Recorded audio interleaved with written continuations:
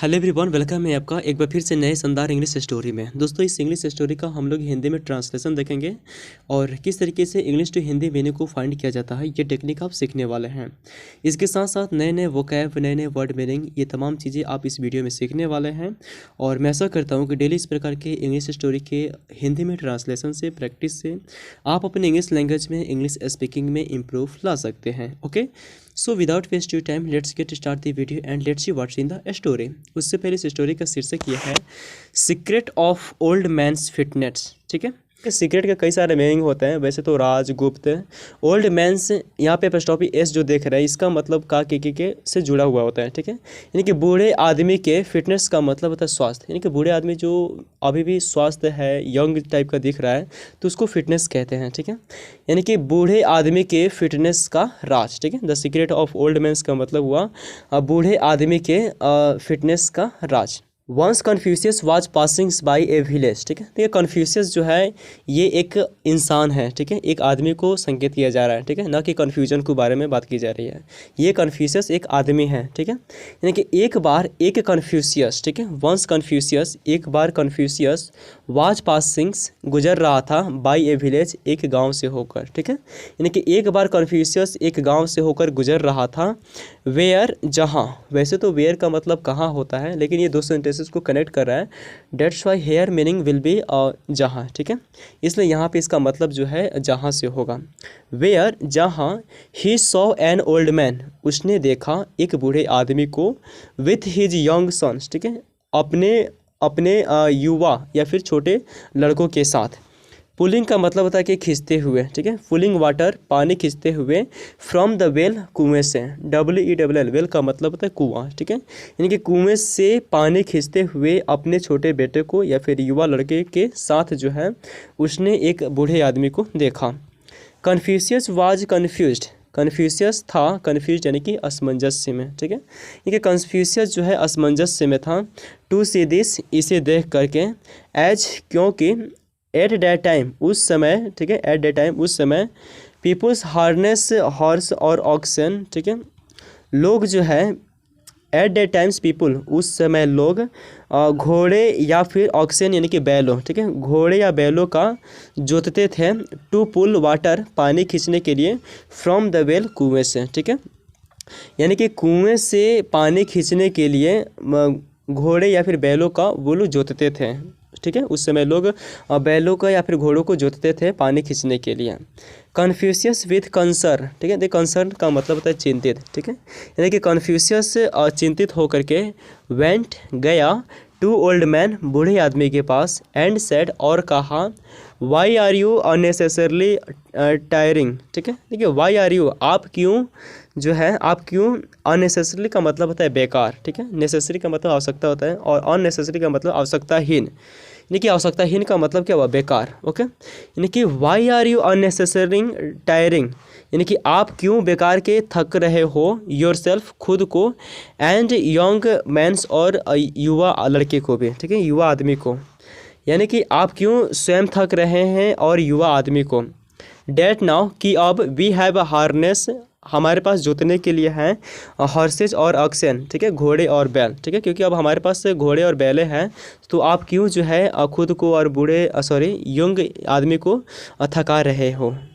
Old man hushed him and said. ठीक है, देखिए, हस्ट का मतलब होता है कि चुप किया। ठीक है, यानी कि बूढ़े आदमी जो है हस्ट हिम, उसे चुप कराते हुए, एंड सेड, और कहा, प्लीज स्पीक सॉफ्टली। ठीक है, कृपया बोले, सॉफ्टली यानी कि नरम या फिर धीरे धीरे। ठीक है, यानी कि कृपया नरम बोले या फिर कृपया धीरे बोले। आई डोंट वांट, मैं नहीं चाहता, माई सन टू हेयर दिस, मेरा बेटा टू हेयर दिस, इसे सुने। ठीक है, मैं नहीं चाहता कि मेरा बेटा इसे सुने। आई कैन आंसर यू, मैं आपको जवाब दे सकता हूँ, बट प्लीज, परंतु कृपया, कम बैक, वापस आए, when my sons go for lunch. ठीक है, जब मेरा बेटा, व्हेन माई सन, जब मेरा बेटा, गो फॉर लंच यानी कि दोपहर भोजन के लिए जाए। ठीक है, यानी कि मैं आपको जवाब दे सकता हूँ, कृपया वापस आए, when my sons go for lunch, जब मेरा बेटा दोपहर भोजन के लिए चला जाए। Confucius was perplexed. ठीक है, परप्लेक्स्ड का मतलब होता है उलझन। ठीक है, यानी कि कन्फ्यूशियस उलझन में था। ठीक है, कन्फ्यूशियस उलझन में था। ही केप्ट क्वाइट, वह चुप रहा। ठीक है, ही केप्ट क्वाइट, वह चुप रहा। एंड वेटेड और इंतज़ार करता रहा। अनटिल का मतलब होता है जब तक तब तक, ठीक है। अनटिल का मतलब जब तक या फिर तब तक, यानी कि कन्फ्यूशियस जो है उलझन में था और जो है वो चुपचाप था और इंतज़ार किया अनटिल जब तक ओल्ड मैन बूढ़ा आदमी कैम टू हिम उसके पास आया एलोन यानी कि अकेला, ठीक है। जब तक कि बूढ़ा आदमी उसके पास अकेला नहीं आया एट लंच टाइम दोपहर भोजन के समय, ठीक है। यानी कि कन्फ्यूशियस जो है उलझन में था वह चुप रहा और इंतज़ार करता रहा जब तक कि बूढ़ा आदमी उसके पास अकेले वापस नहीं आया एट लंच टाइम यानी कि दोपहर भोजन के समय। कन्फ्यूशियस क्वेश्चन, ठीक है। कन्फ्यूशियस ने प्रश्न किया वाई वुड यू नॉट, ठीक है, आप क्यों नहीं देंगे, why would you not let your sons here, आप अपने बेटे को क्यों नहीं सुनने देंगे, वाट आई सेड, मैंने जो कहा। ओल्ड मैन ने रिप्लाइड, बूढ़े आदमी ने जवाब दिया, आई एम 85 ईयर्स ओल्ड, ठीक है, एम 85 ईयर्स ओल्ड, मैं 85 वर्ष का हूँ, एंड येट और अभी भी या फिर भी, आई हैव ए स्ट्रेंथ, स्ट्रेंथ का मतलब होता है ताकत, ठीक है। आई हैव ए स्ट्रेंथ, मेरे पास ताकत है, शक्ति है, टू वर्क काम करने की, साइड बाय साइड यानी कि कंधे से कंधे मिला करके, साइड बाय साइड का मतलब होता है कंधों से कंधे मिला करके, ए 30 ईयर्स ओल्ड यंग, ठीक है, 30 सालों के युवा के साथ, ठीक है, यानी कि 30 सालों के युवा के साथ कंधे से कंधे मिला करके, I have a strength to work, ठीक है, आई हैव ए स्ट्रेंथ, मेरे पास ताकत है काम करने की, ठीक है। If today I engage horse to pull the water, if today अगर आज, आई इंगेज मैं शामिल करता हूँ घोड़े को, ठीक है। इफ़ टुडे अगर आज, आई इंगेज हॉर्सेज, ठीक है, अगर मैं घोड़े को शामिल करता हूँ, टू पुल वाटर पानी खींचने के लिए, देन माई सन्स फिर मेरा बेटा, विल नॉट बी एबल सक्षम नहीं होगा, और टू हैव सेम स्ट्रेंथ, ठीक है, एट 85 मतलब 85 साल की उम्र में सेम ताकत मतलब उतनी ही ताकत जो है नहीं रह जाएगी, इस योग्य नहीं रह पाएगा। डेट आई हैव नाउ, जो आज मेरे पास है, ठीक है, डेट जो अभी मेरे पास है।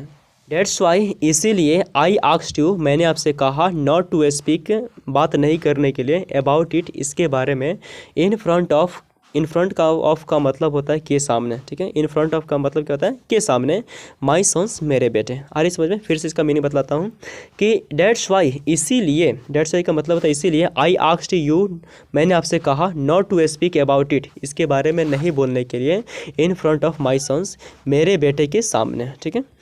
It's questions of his health, यह प्रश्न है उसके स्वास्थ्य की, ठीक है, यह प्रश्न उसके स्वास्थ्य की है।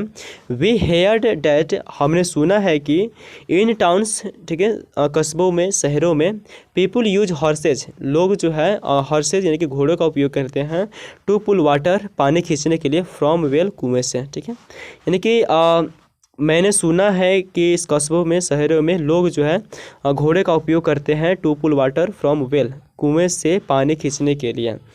देयर आर मशीन्स वहाँ मशीन्स होते हैं, ऑल्सो टू डू डैट मतलब ऐसा करने के लिए, यानी कि वहाँ मशीन भी होते हैं ऐसा करने के लिए। But if I use horses और machines now to then's what will he do, ठीक है। बट इफ़ अगर, परंतु अगर, आई यूज हॉर्सेज मैं घोड़े या मशीन्स का उपयोग करूँ, ठीक है, परंतु अगर मैं घोड़े या मशीन्स का उपयोग करूँ, नाउ, ठीक है, अब then too what will he do फिर वह क्या करेगा, ठीक है, फिर वह क्या करेगा, वाट इफेक्ट विल इट इससे क्या प्रभाव पड़ेगा, have on my son's health, ठीक है, मेरे बेटे के स्वास्थ्य पर, ठीक है, मेरे बेटे के स्वास्थ्य पर, वाट इफेक्ट विल इट, ठीक है, इससे क्या प्रभाव पड़ेगा।